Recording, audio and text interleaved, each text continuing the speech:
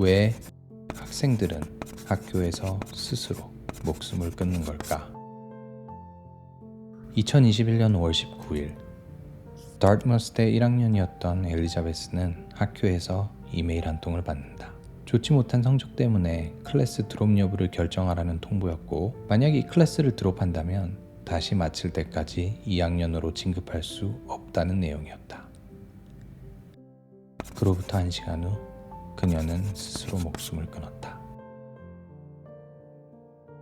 와튼스쿨 3학년생 올리비아는 무려 9번이나 학교에 위험 시그널을 보냈지만 아무 조치도 이루어지지 않았다고 한다. 며칠 후 오전 7시 한산한 필라델피아 40가 전철역, 노란 안전선을 기웃거리던 올리비아는 들어오는 전철에 뛰어들어 스스로 목숨을 끊었다.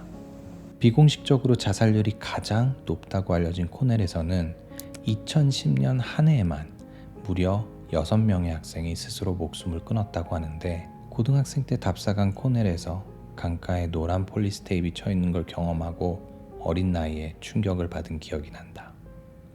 오늘은 아이비리그의 어두운 면에 대해 이야기하려 한다.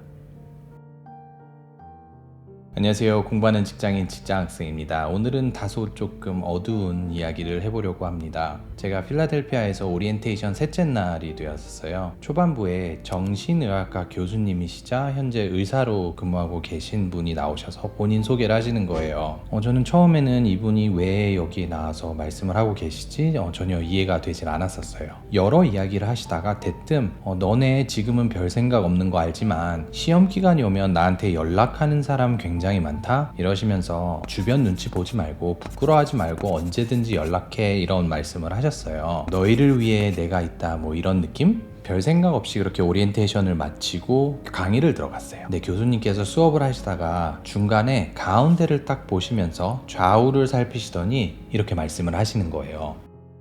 여기에서 너네들의 반은 평균 이하의 성적을 거둘 거야. 그리고 그 중에 꼴찌가 한 명 나올 거고.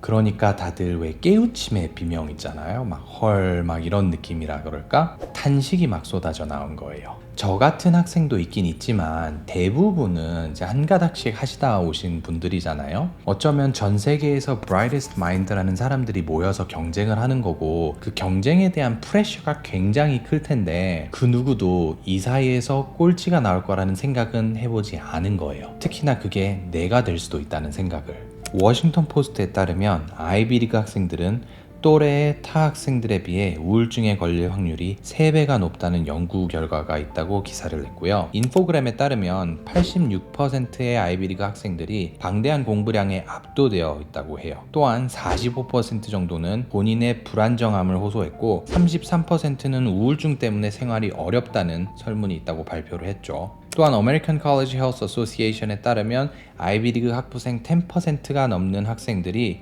스스로 목숨을 끊는 생각을 한 번은 해보았다고 해요. 왜 오리엔테이션부터 정신의학과 교수님이 나오셔갖고 본인의 연락처를 주고 멘탈 웰비잉에 대해서 emphasize를 하셨는지 점이 이어지더라고요. 그럼에도 불구하고 이 문제가 개선되지 않는 이유는 크게 3가지가 있는 것 같아요. 첫째, 주변의 시선인데요. 학생들은 스스로가 이런 프레셔조차 이기지 못하는 나약한 사람이라고 보이는 게 싫어서 주변에 도움을 청하지 않는 케이스가 굉장히 많다고 합니다. 특히 저희 학교에서는 이런 거를 펜페이스라고 하거든요. 뭔가 힘들거나 나약하거나 우울할 때 get your pen face on 이러면은 속은 뒤집어지고 문드러지고 뭔가 잘못됐다는 걸 알아도 전혀 얼굴에 티를 내면 안 된다는 이야기죠. MBA는 좀 덜 하겠지만 학부생들 같은 경우는 졸업을 했을 때 그 당시에 GPA가 취직에 굉장히 큰 역할을 하잖아요. 저도 요새 어떤 직업들이 시장에 있는지 알아보는데 학부들을 뽑는 데 보면은 하이 GPA 아니면은 프리스티지 스쿨을 졸업한 학생들을 찾는 경우가 굉장히 많이 있더라고요. 그러니까 미국도 마찬가지예요. 학벌 중요시하고 학점 중요시하는 거는. 이렇게 성적이 사회생활을 시작하는데 너무 중요한데 아무리 내가 날고기고 했다 해도 이런 사람들이 모여서 단체가 되니까 이 안에서는 평균 이하가 나오고 꼴찌가 나올 수밖에 없는 거잖아요. 그러니까 공황장애도 오고 스스로 목숨을 끊는 그런 비극이 일어나는 거죠. 두 번째는 학교들 자체가 어려운 시험, 안 좋은 성적이 그 학교의 자부심을 나타낸다고 믿는 것 때문인 것 같아요. 프린스턴이 이런 게 가장 심하다고 들었거든요.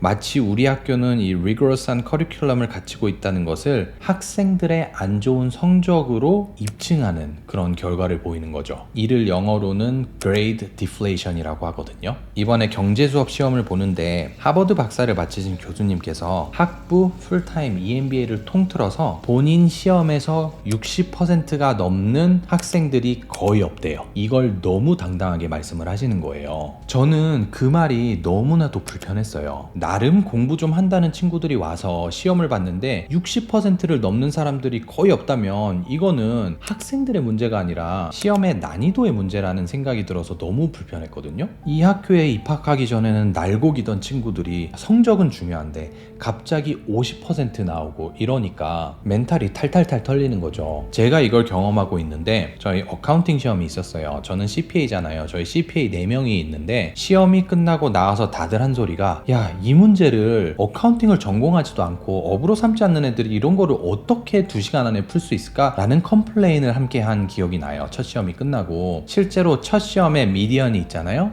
63%가 나왔어요. 가장 많이 나온 성적이 63%라고요. 날고 기던 친구들인데도. 저는 이게 학교의 자부심 때문에 그렇다고 생각을 해요. 왜냐하면 학교에서도 이런 얘기를 하잖아요. 그러면은 교수님들의 대답은 이런 거예요. You're at Wharton. 과연 이게 옳은 건가?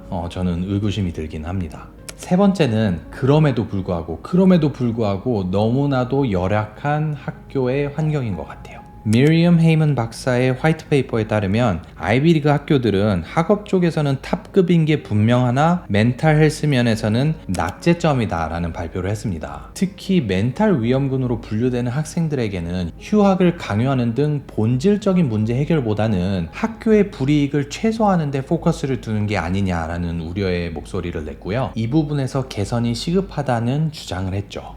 사실 저도 조금 느끼는 것 같아요. 저는 학교에 와서 너무나도 대단한 친구들을 주변에서 보다 보니까 조금 위축되는 저를 발견할 수 있거든요. 수업의 난이도도 너무 높고 페이스가 굉장히 빨라요. 특히 EMBA는 몰아서 하다 보니까 너무 많은 양을 습득을 해야 되기 때문에 그런 면에서 좀 부담도 많이 되고 좀 힘든 부분이 없지 않아 있는 것 같아요. 근데 일부러 이렇게 어렵게 만드는 게 과연 좋은 건가? grade deflation이 과연 좋은 건가? 라는 생각은 두 번 하게 만드는 것 같습니다. 저는 코어퍼티션이라는 컨셉을 지향을 해요. 함께 협력을 하면서 선의의 경쟁을 하자는 그런 의미이죠. 월가나 대부분의 이런 한국 문화는 너무나도 경쟁이 심하다는 이런 느낌이 있거든요. 그렇기 때문에 사람들이 상대적 박탈감을 많이 느낀다고 해야 하나? 뭐 그런 느낌이 있는데요. 내가 남들보다 잘하려는 거, 그런 거는 좋은 현상이지만 남들이 나보다 못하길 바라는 건 좀 건강하지 않은 사고는 아닌가라는 생각이 드는데요.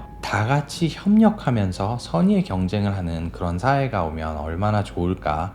라는 조심스러운 생각이 드는 그런 하루였습니다. 그럼 저는 또 다음 영상에서 더 나은 모습으로 찾아뵙겠습니다.